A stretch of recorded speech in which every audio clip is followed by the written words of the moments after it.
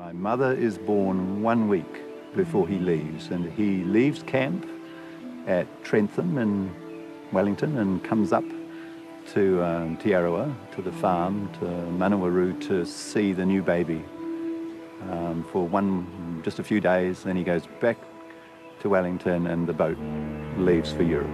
He actually only lasts 3 weeks on the front. He's only there 3 weeks and then he dies.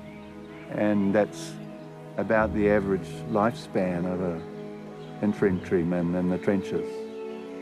I mean,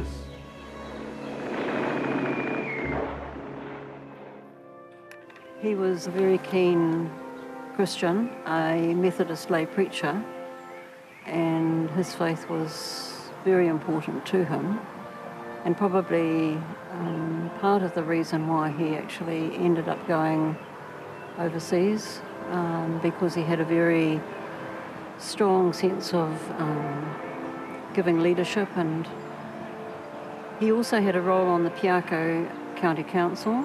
And as a councillor, I believe that one of his jobs was to go around the district and actually find young men to go to war. And he felt very strongly that he couldn't really encourage other people to go unless he was willing to go himself. And those letters that he writes from the front are immensely powerful. You know, I mean, his spirituality, I think, is very genuine. It's not...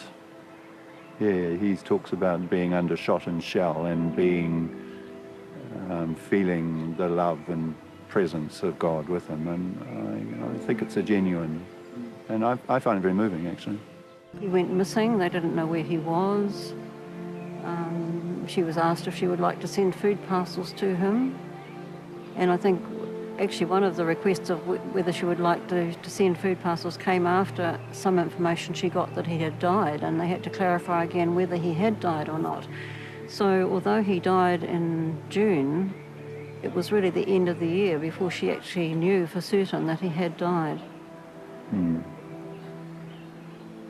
He's taken prisoner of war, and so he's in the German hands, and he dies the following day.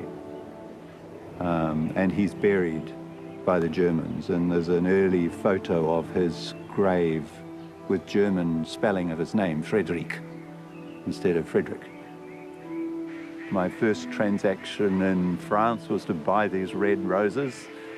I just handed over money because I couldn't speak the language, and I go and find this thing and put these flowers on his grave.